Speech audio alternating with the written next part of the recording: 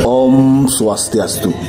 Berjumpa kembali di Weda Wida Channel, tayangan yang berfokus pada pendidikan, kreativitas, inovasi, budaya, dan tradisi yang bernapaskan agama Hindu. Jangan lupa tekan subscribe, like, dan nyalakan loncengnya.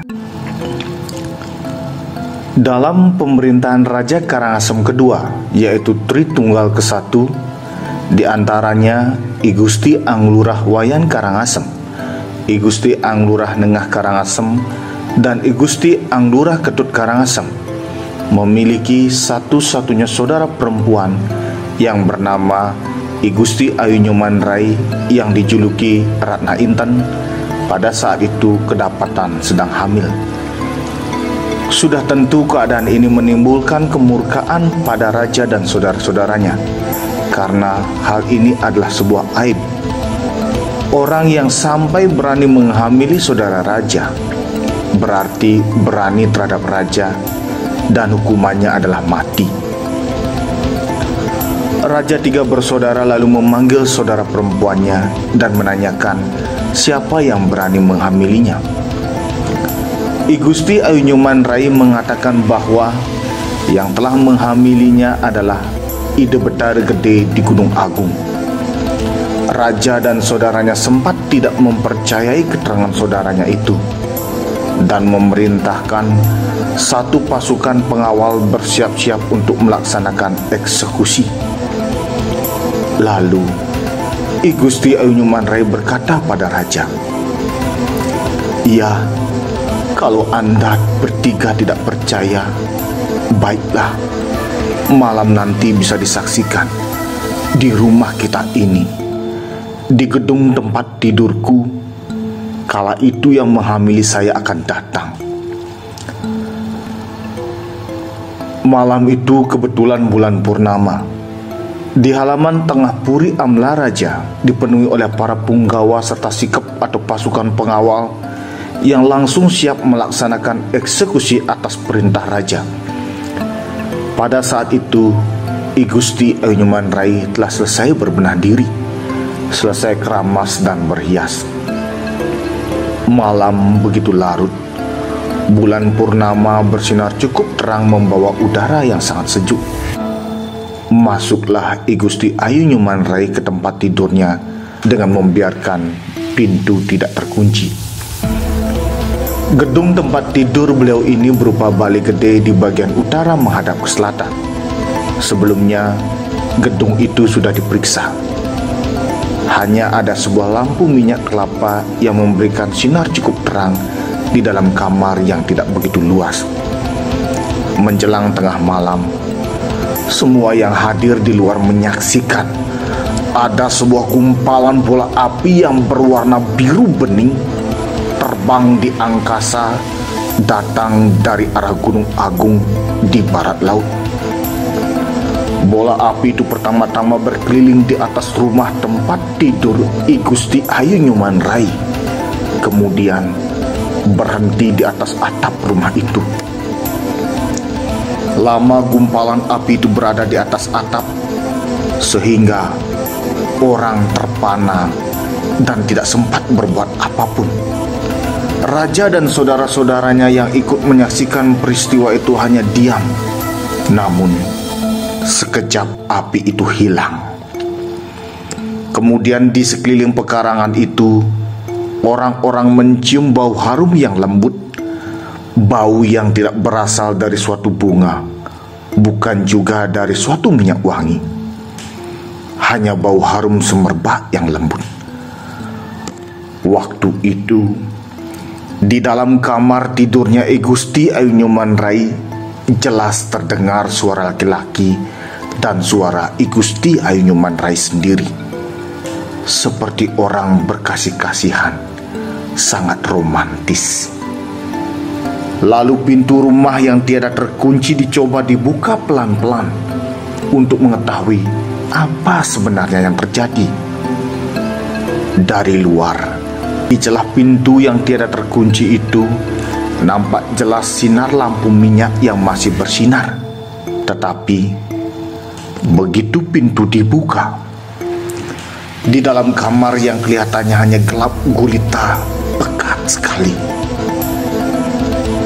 Dari dalam kamar makin tersebar pula bau harum lembut itu seperti ditiup angin semilir. Peristiwa yang demikian ini makin hari makin sering terjadi dan berulang-ulang, kadang-kadang sampai subuh. Raja bersama saudara-saudaranya menjadi bingung antara percaya dan tidak percaya. Akhirnya sampailah I Gusti Ayunyuman-Rai melahirkan. Di pagi hari, orang di sekitar gedung tempat tidur I Gusti Ayunyuman-Rai merasakan ada gempa. Tidak lama kemudian, lahirlah dari kehamilan itu seorang bayi laki-laki. Dalam piagam Pura Bukit, beliau ini disebut dengan nama Betara Alit Sakti. Hari kelahiran beliau yaitu hari Kamis atau Respati Umanis Ukudunggulan, tetapi tidak disebutkan tahunnya. Setelah bayi ini lahir, Raja Karangasem beserta saudara-saudaranya masih juga diliputi rasa keraguan-raguan, sehingga beliau memerintahkan agar bayi itu digeletakkan di tengah-tengah pekarangan, di bawah terik matahari dalam kondisi telanjang bulat. Kebetulan tanah tempat menaruh bayi tersebut banyak semutnya, karena di sebelahnya ada daun-daunan yang sedang membusuk.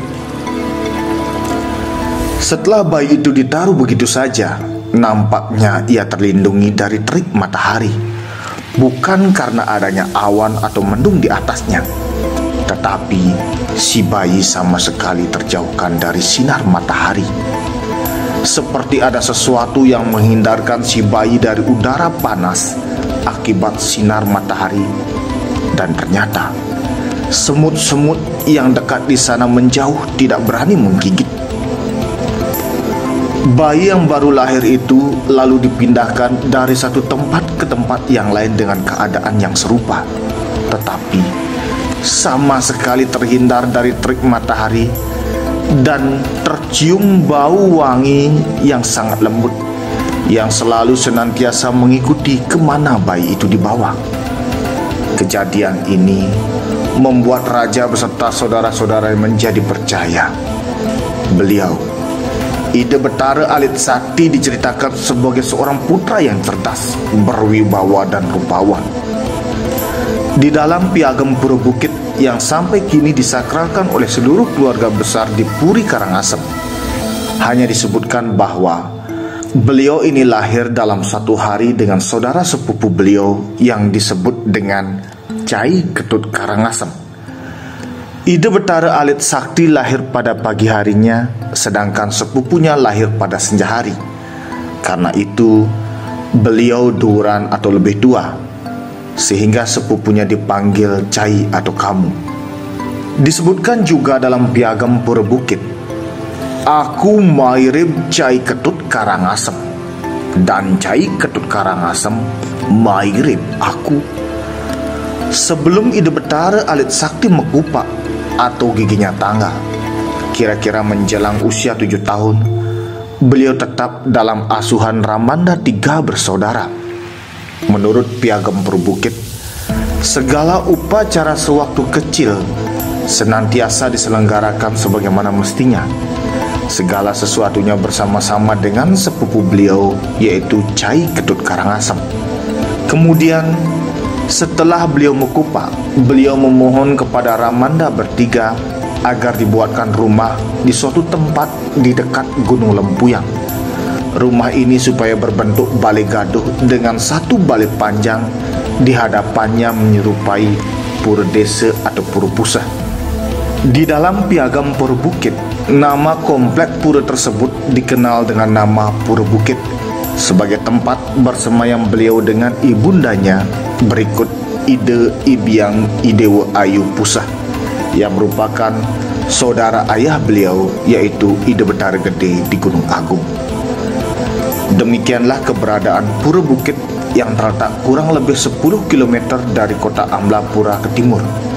Berada di dataran tinggi di mana gunung lempu yang nampak jelas di bagian hulu atau bagian utara, dan laut Samudra Hindia sangat indah di bagian selatan, dan di sebelah barat terlihat Gunung Agung menjulang tinggi. Pada suatu hari menjelang purnama ning sasi kelima, di Puri Amle Raja, orang-orang pada sibuk bersiap-siap akan ngiringan atau mengantarkan Ida Betara Sakti bersama ibundanya menuju tempat yang baru. Selanjutnya raja bersama saudaranya, para penggawa dan rakyat ikut mengantarkan dengan berjalan pelan-pelan menuju arah timur. Ida Betara Alit Sakti dituntun oleh ibundanya, yaitu I Gusti Ayunyuman Rai Ratna Intan.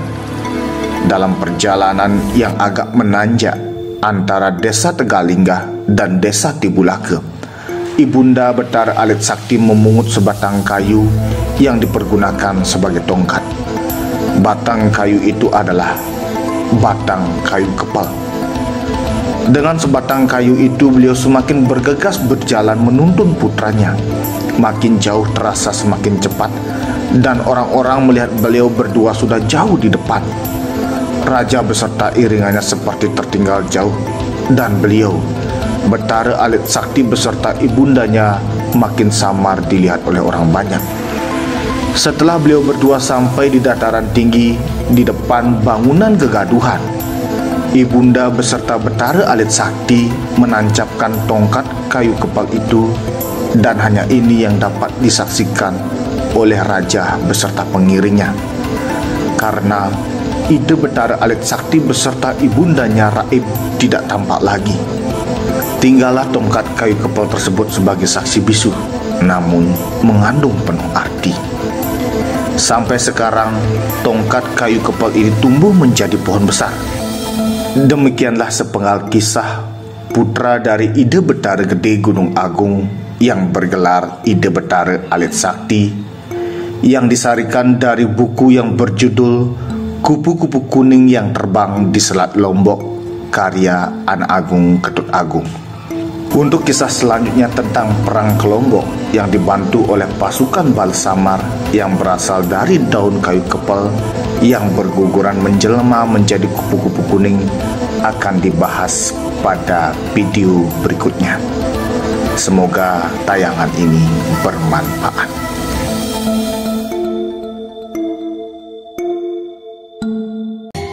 Tayangan kita hari ini semoga bermanfaat. Kita akhiri dengan para mesanti.